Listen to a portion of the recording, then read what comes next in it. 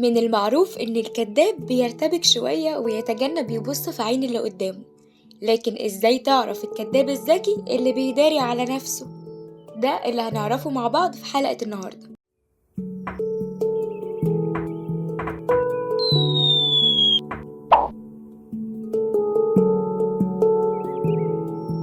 في تجربة اتعملت من الخبراء عشان يشوفوا الناس بتقدر تكشف الكذب بسهولة ولا لأ، فجابوا ناس في مقابلات شخصية وخلوهم يكذبوا أكتر من كذبة أثناء الحوار، وعرضوا المشاهد دي على الناس عشان يشوفوا هيقدروا يكتشفوا الكذب ولا لأ.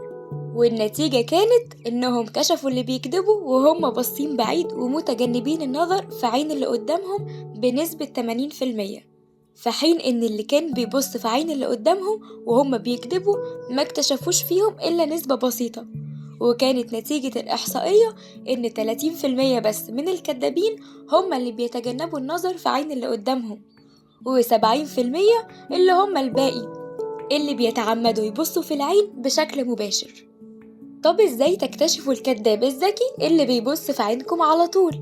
أول حاجة إنكم تركزوا على نبرة الصوت وتحركات إيده وهو بيتكلم، هتلاقوا تناقض زي ما اتكلمنا الحلقات اللي فاتت عن التناقض في لغة الجسد.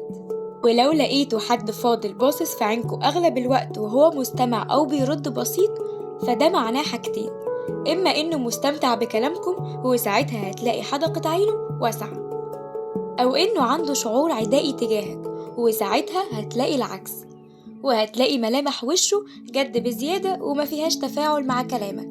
وبس، ما تنسوش تعملوا لايك وشير على الفيسبوك وسبسكرايب للقناة على اليوتيوب عشان تكونوا أول ناس تشوف الجديد.